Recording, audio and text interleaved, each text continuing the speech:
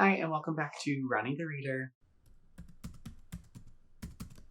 Today we are tackling another reading vlog where we are going to be discussing some brand new mystery thriller releases that I've read over the last couple of weeks. So we're going to be attempting to read 4 books in this particular video. The first one that we are going to be tackling is going to be The Fury by Alex Michaelides. This is a book that follows a group of I think it's 7 or 8 people who are traveling to this Greek island. They're invited by their rich and famous friend named Lana, and she is kind of going through some stuff. So she is wanting to basically host like a big kind of party on this Greek island. And of course, there are secrets, things get out. You know the shebang, how all of that goes. The second book that we are going to be tackling is going to be Radiant Heat by Sarah Jane Collins. This is a book that is set in Australia that is following a young woman who survives a wildfire in her home, or that kind of goes through her hometown. And when she escapes from this wildfire, she actually finds that there is someone dead in her driveway. The third book that I read is The Night of the Storm by Nishita Parekh, and this is a mystery thriller, obviously, following a Indian American woman who is living in Houston, Texas, and she recently is separated and divorced from her husband. They lived in Chicago. She moves to Texas to be with her sister, and this is set in 2017 during Hurricane Harvey. And then the fourth book that we're going to be reading is Murder Road by Simone St. James. This is a like horror supernatural mystery thriller book. It is following a young couple named April and Eddie who are traveling along this interstate they're traveling along an interstate, turn off, and they end up on this kind of dark, creepy, abandoned road, find a woman who ends up being in some sort of trouble, and this kind of kicks off them being in the middle of a murder investigation and tracking down these mysterious deaths that have all happened along this particular road that they found this woman. So it kind of turns into like a true crime murder mystery hunt along with some horror and some supernatural elements. So those are the 4 that we're going to be reading. So I will send it over to me to take on these books in the vlog, and then I'll be back here again to just kind of wrap everything up for us. Alright, I'm recording this first update on my phone because I have a little kitty cat sleeping on my lap, so I don't want to get up to get my camera. But I am 56% of the way through The Fury by Alex Michaelides. It is centering on the this group of friends who have met on this Greek island that one of them owns. Like kind of our main focal point character, I would say, Lana, who owns this island. She is there with her husband, 2 of her friends, and her son, and then there are a couple of servant workers, things like a housekeeper, groundskeeper, those types of people on the island estate that they're all staying on as well. And the book is split into 5 acts. I'm currently at the end of Act 2, which is just over the 50% mark. Like I said, I'm about 56% of the way through, and I'm really enjoying this story so far. It's told in an interesting format. Our main narrator, his name is Elliot, and he is basically writing the story of what happened on this island. All that we kind of know going in is that someone died during this trip, and so you find out who died. Actually, it might say it in the synopsis. I'm not going to say it here just in case it doesn't, but you find out who died. You find out kind of how all the characters are connected. Obviously, there are like secrets and things that are coming out about these characters and their motivations and their feelings on each other. Also, I'm icing my shoulder, so that's why I have an ice pack sitting on my shoulder. But the book is very heady. It's very centered on Greek tragedy, kind of dark academia vibes, even though it's not set on a college campus. This very much feels like The Maidens by Alex Michaelides, which I did not enjoy. I gave that 2 stars. I am enjoying The Fury a lot better. There's just a lot less like pretentiousness to it, even though it is still very like Greek plays and, all of that kind of stuff. But I think it makes more sense in this context, in this setting, in this book, in this world that he's created. There are still connections to his previous works as well. Kind of that was something that happened in The Maidens as well. So he's kind of creating like his own little cinematic universe here in these stories. But like I said, I'm enjoying it right now. It's really flying by. I've been listening to it as an audiobook for, like two to 3 hours now, and it really doesn't feel that way. It's really just going by super quick, super fast paced. And I am excited to kind of see how the story ends. I feel like the ending is just going to be even more fast paced because at this point in the story, we are now to where we are going to start what I'm anticipating, just learning a lot more of the secrets and seeing how things play out. Now, the ending will have a big factor in this because Alex Michaelides' endings tend to be either hit or miss. I personally really liked The Silent Patient, and I liked that ending. Really didn't like The Maidens, and it kind of seemed when The Maidens first came out that you were really split. You either were really into Silent Patient and didn't like The Maidens, or you were really into The Maidens and didn't like The Silent Patient. So we'll kind of see where I end up on this book and how I feel, but right now I like it. The ending definitely has potential, though, to either bump it up or knock it down. So we'll see, and I'll let you know when I get there. Okay, it's now later, and I have finished The Fury by Alex Michaelides, and ultimately, I think I am gonna go with a 4.5-star rating. Probably round up to a 5 on Goodreads. We'll see. I'm gonna wait until tomorrow to actually rate the book. Ultimately, I just really found this to be a super enjoyable read. The reason I'm debating on a rating, I guess it could be really anywhere between a 4 and 5, is just based off the ending. I thought it was good. I know I talked in the last clip about kind of the endings of his books, being really hit or miss. I feel like for me personally, based off the two that I've read in the past. And while this one definitely worked and was good, it had a little bit of that extraness, that over-the-topness that sometimes lands and sometimes doesn't. So I'm just struggling. I've talked a lot about how I am just such a, mood reader and mood rater. It just doesn't feel like a 5-star book. And I know that's so stupid, but it just doesn't feel that way completely. And so I don't know if I can really go the full 5 stars. The book definitely, as I said before, likes to take itself probably super serious, and definitely is, a smart thriller, or tries to be, but I think it's doing it a little tongue-in-cheek, a little with a wink to the audience. I think going into this book, really super blind is probably the most enjoyable way to read it, and that's mostly what I ended up doing.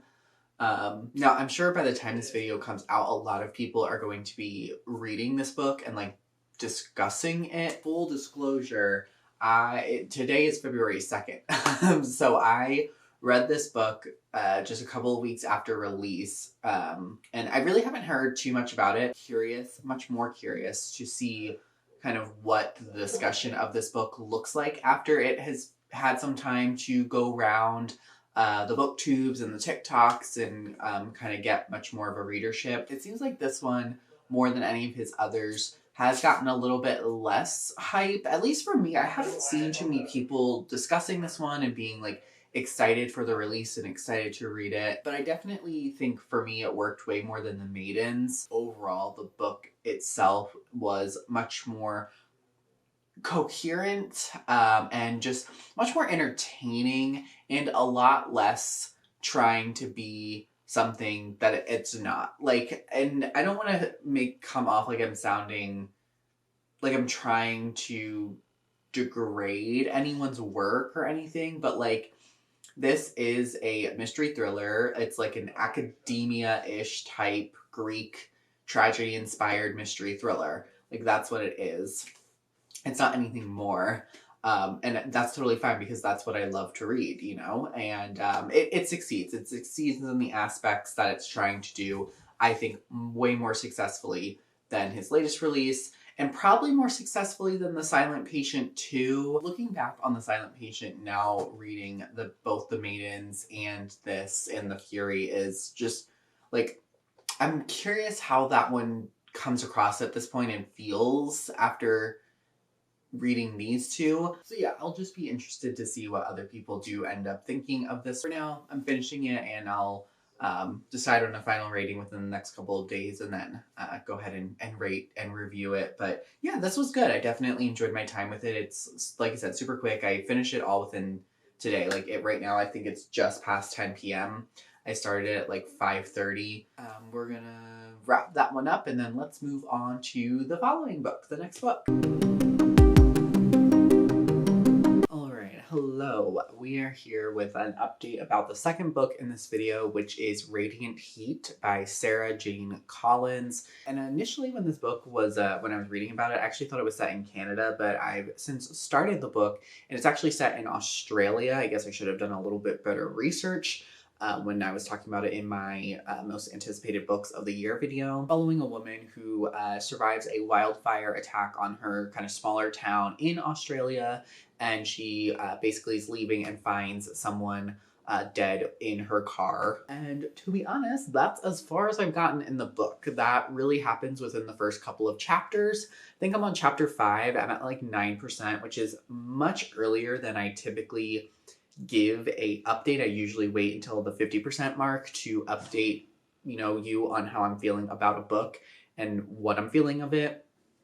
But to be honest, being completely honest, between us, between friends, I'm not really liking this book so far. Mainly, I just am not enjoying our main character, and I get it. I'm only a couple of chapters in, and she's just having a really difficult time. Obviously, she's gone through something very, very traumatic, such as a wildfire destroying much of her hometown, and people that she knew or knows is possibly dead.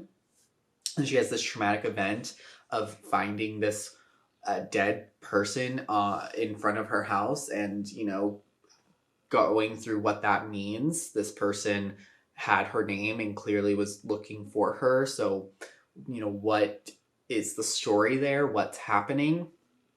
But I'm just not connecting with her in a very meaningful way, and I'm finding being in her head to be very frustrating so far.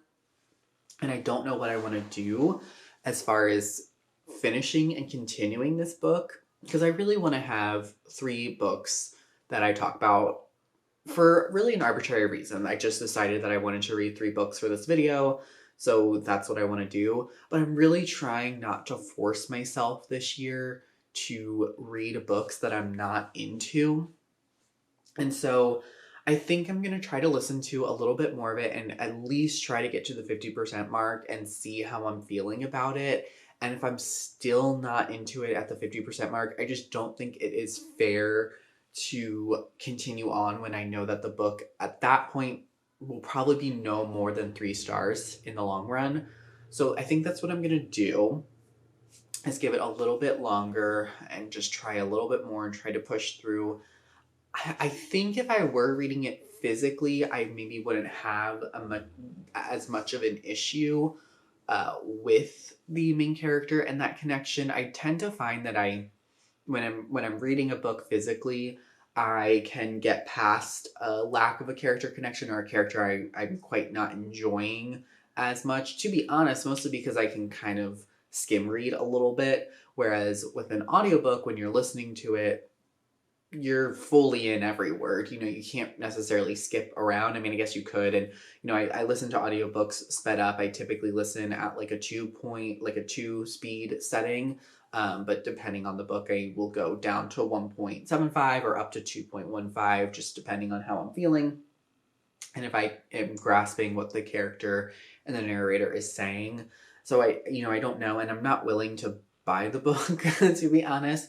Maybe I could think about getting the ebook, but I think there's a long wait from my library for it. I had to wait a pretty long time to get the audiobook for it. And so, yeah, I think this is a little bit of a anticipated release for a lot of people, but I will give it till the 50% mark. I will try to give it the good faith effort and see kind of how I'm doing then. I'm at, like I said, 9% right now. I think I'll get an hour and a half or maybe 2 hours into the book. The chapters are pretty long. Maybe I'm not exactly that far. Look, can you see Anta in my lap? Oh my goodness.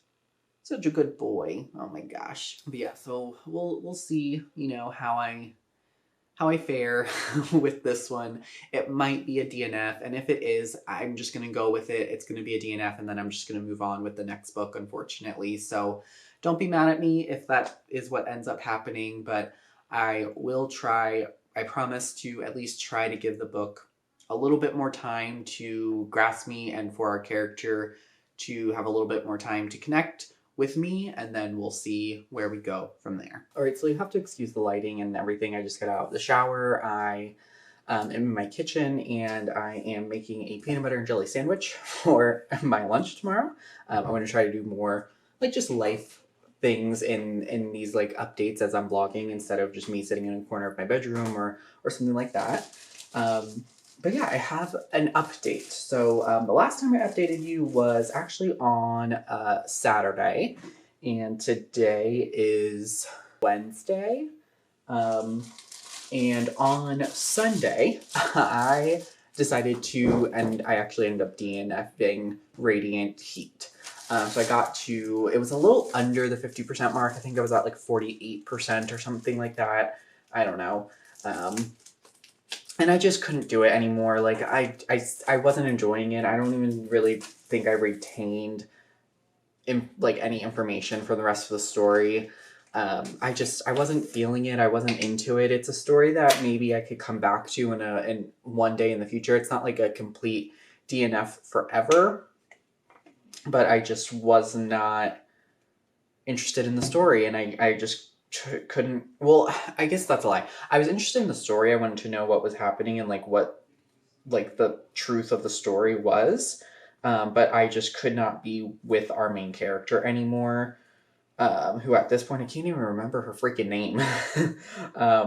Yeah, I just couldn't do it. I wasn't having fun with it. I wasn't liking it. It wasn't very enjoyable for me to sit there and listen to. So I just DNF'd it, but I am replacing it with a different book for this video. So I still am going to be reading 3 books in total overall. And so the new book that I replaced it with and I've started now is The Night of the Storm. The story is following an Indian American woman by the name of Gia, who has recently moved to Houston, Texas after living in Chicago with her husband and son. And she's now left her husband and is moving or has been living in Houston for about 8 or 9 months at the point of this story. So the story is set in October of 2017 and is taking place over the weekend of Hurricane Harvey, which is like a big hurricane that did end up hitting America 40% of the way through. And I'm liking it so far. It's pretty good. Obviously, as a white male American, I can't really relate, fully to the story of kind of a woman immigrant, but so I was in the middle of recording that last clip and I didn't realize, but my memory card was full, so it cut me off. Fantastic. So I'm now here to update you on the ending of The Night of the Storm. So basically this book ultimately in the end was a 4-star rating for me. When I updated you the first time, I was at like the 40-ish% mark, somewhere around there, and I was enjoying it. I was finding it to be pretty good, but ultimately in the back half, I was enjoying it a lot less than my initial enjoyment. And ultimately what that came down to is I felt like the kind of character dynamics and the exploration of more family dynamics and parent dynamics and just the character drama between these people took more of a center stage than the actual mystery. And I'm a little hesitant to say this, but the synopsis, if you've read the synopsis, does mention that there is a death at this house when they're staying. And that death, the kind of, and what I would say is the inciting incident, doesn't happen until the 50% mark of the book. And then the rest of the book is just kind of our main character being very paranoid, running throughout this house, kind of trying to figure out what's going on, having many different theories. The reveal at the end that we have is ultimately fine. It's one that you definitely can see coming. I mean, I think ultimately the other characters besides our main characters do get enough of a focus to where like you could theoretically have a motive and see why all of the supporting cast of characters could potentially be our kind of main threats to our characters. I think the routes that the story went down was ultimately the most predictable one, probably. And not to say that it was bad. I mean, it gave the book 4 stars. It was still a well-written book. Should this author move forward with writing mystery thrillers, I would like them to focus slightly more on that mystery thriller aspect. I mean, obviously with like a locked room or an isolated mystery book, there is always that aspect of kind of needing to rely more on the character dynamics because that's mainly what is driving the plot forward versus, you know, action and mystery and investigation and kind of other types of mystery thrillers to where they're out and about, kind of running around like a small town or something. So that wasn't like the reason why it was just a 4 star. It was just kind of one of the reasons, and I thought that the kind of character explorations just took over, and it towards the end was reading more of like just a literary novel and not like a genre mystery thriller.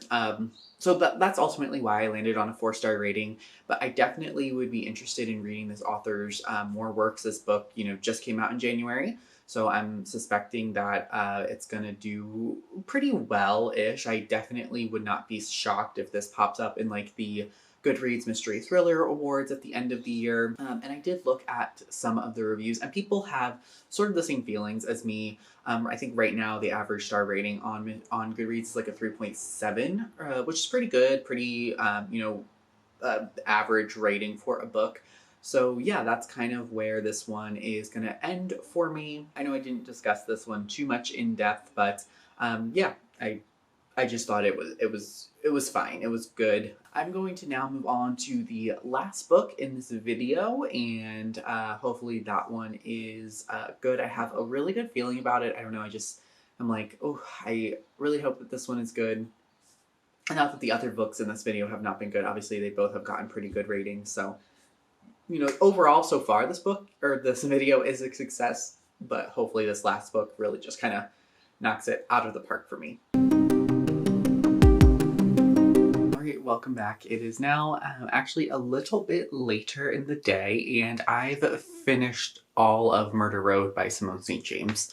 That is the next book that I was reading on this video, and I wasn't planning on finishing it all today, but I just was listening to it, and it was only about 9 hours as an audiobook, so I just kind of listened to it all in one go, essentially. So, basic premise of this book is we are following a young couple named April and Eddie who are traveling to a resort for their honeymoon. They had just gotten married, and they are now kind of driving super late at night, and they end up on this deserted road, and they find a woman wandering, a hitchhiker, who actually ends up dying in their care, essentially, like in their custody while she's with them. They take her to the hospital, and she's pronounced dead, and it is a murder. The woman was stabbed, or at least it's thought to be a murder, and kind of while they're driving, they're chased down by this truck, and all of this is like in the first and second chapter, so it's not like this is like spoilery or anything. Like, all of this happens very early on,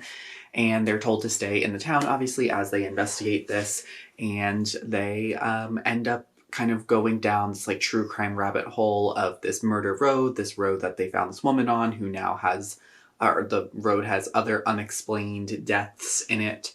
And so ultimately, that is the basic premise, and I don't want to go too far into things at this exact moment for like spoiler reasons, but I ended up giving the book 4 stars out of 5, a 4 out of 5 rating, and it was pretty good. None of Simone St. James's works that I've read so far, and I've now read this one, and then I've also read The Sundown Motel and the Book of Cold Cases, I think is what her release last year was called, have all been around the 4-star rating for me.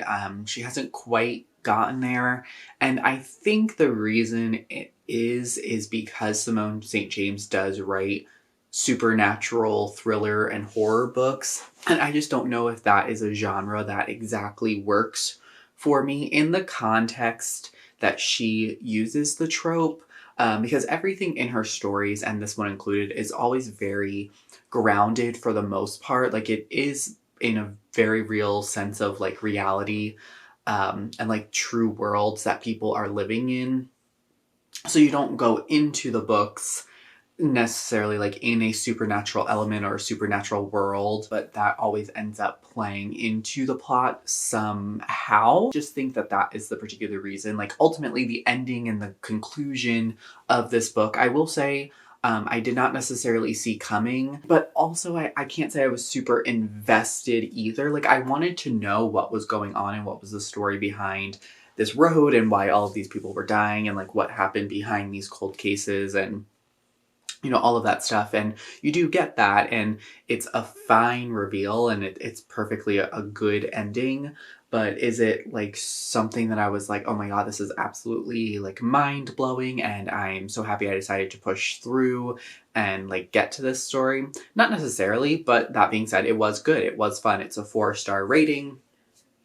Perfectly serviceable in exactly what it's trying to do. I think if you are a fan of Simone St. James, I don't see why you wouldn't like this story compared to her other works so far. I know she did have a release that came out a couple of years ago that was a little bit earlier called The Broken Girls, and I do want to get to that one. I think it is also along those like supernatural lines, so I don't know, how it's going to fare. If I had to guess, I think it would probably be along the same lines as this, like and her other works as well, but you never know. Murder Road, though, a lot of the themes and things that are kind of present in this particular story are also present in her other stories, very much relying on kind of familial ties and those that we lost and how those losses from death particularly impact us growing up or in adulthood, that kind of stuff. So all of that was well done.